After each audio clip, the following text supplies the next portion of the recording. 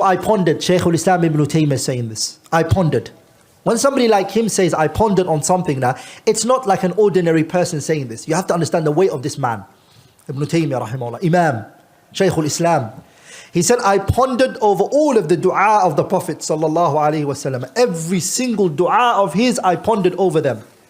And I wanted to see, he said, from all the dua, which one is the most beneficial? He said, تَأَمَّلْتُ أَنْفَعَ الدُّعَاء, I pondered on the best dua there is. فَإِذَا هُوَ, I came to know, or I realized, the greatest dua is su'alullahi, asking Allah al-aun, asking Allah for help. I realized this is the best. The best dua that a person can make is to ask Allah for dua.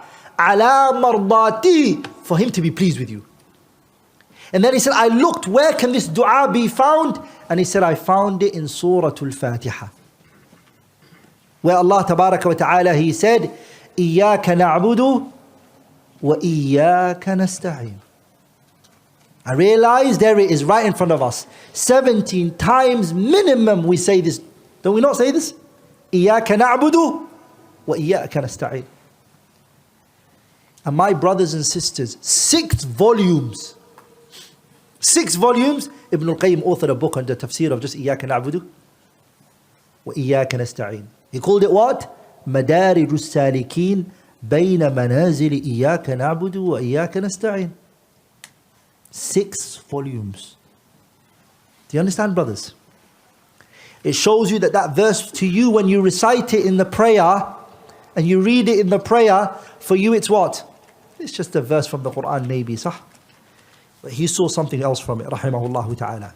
So asking Allah tabaraka wa ta'ala for help and surrendering your affairs to Allah tabaraka wa ta'ala, and the Shaykh is going to mention that now, hey? Ponder, brothers. If you have now come to know that you surrender your affairs to who? To Allah, right? Now who do you need to run to?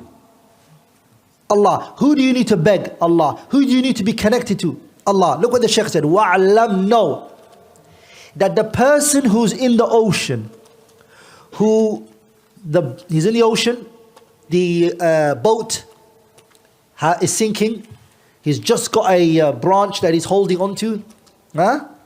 How is he going to make dua? How does he call on to Allah? He's going to beg Allah from the bottom of his heart. He's going to scream, sah? Because he knows he's going to drown. He needs Allah's help, sah? That person in that situation, what Fakhruddin ibn Qudama is saying, is not in more need than the one who's living with his family and his children at home. Ponder on this, wallah. You would think that person who is sinking, who feels like he's dying, is on his last moments, the way he calls onto Allah and he begs Allah, that is the same way that every single person should see their need of Allah subhanahu wa ta'ala. Look what he said. وَعْلَمْ أَنَّ مَنْ فِي الْبَحْرِ, that the person who's on the ocean, عَلَى لَوْحٍ لَيْسَ هُوَ بِأَحْوَجَ إِلَى اللَّهِ, he's not in more need of Allah than you. وَإِلَى لُطْفِي مِمَّنْ هُوَ فِي بَيْتِهِ, the one who's in his house. وَبَيْنَ أَهْلِهِ وَمَالِهِ, amongst his children and his wealth. Everyone needs Allah. The one who's in the house, who's living comfortably, who has nothing to fear, he has no money that he's worried about, he also needs Allah, the same one that the one is in the ocean needs Allah. Who told you that you don't need Allah as much as that person needs Allah? فَإِنَّ الْأَسْبَابَ الَّتِي ظَهَرَتْ لَهُ بِيَدِ اللَّهِ تَعَالَى كَمَا أَنَّ أَسْبَابَ النَّجَاةِ هَذَا الْغَرِيقِ بِيَدِهِ. Both of you guys, whose hand is the situation in? The one who's in the ocean and the one who's wealthy and with his family. Who said your situation can't just be changed right there and then while you think that you're comfortable at home with your family and your children? So how many people woke up and realized half of their house is burning and realized that their children are burning? They have to run out of the house. They can't go to their children. But few minutes before that didn't know. So everyone is in need of Allah subhanahu wa ta'ala. And that we need to know that we need Allah. قُلْ لَن يُصِيبَنَا إِلَّا مَا كَتَبَ اللَّهُ لَنَا هُوَ مَوْلَانَا وَعَلَى اللَّهِ فَلْيَتَوَكَّلِ الْمُؤْمِنُونَ. It is on Allah that we should all rely on. Everything that afflicts us, everything that we go through, every calamity that befalls us, لَن يُصِيبَنَا إِلَّا مَا كَتَبَ اللَّهُ لَنَا. Nothing's going to afflict us except that which Allah has written for us subhanahu wa ta'ala. ما أصاب من مصيبة. There is not a calamity that befalls you في الأرض on this earth ولا في أنفسكم إلا في كتاب من قبل أن نبرأها, except that it was being written for you a long time ago by Allah subhanahu wa ta'ala. Everything. You need to beg Him, you need to run to Him, you need to connect yourself to Him subhanahu wa ta'ala. نعم.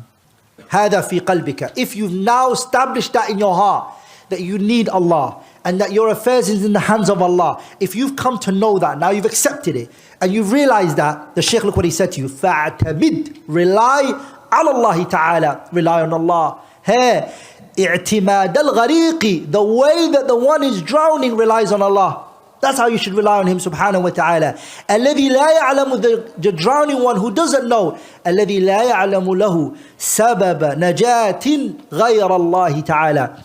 The one who is drowning does not feel there's anyone else who can help him except Allah. Sah? You should be like that as well.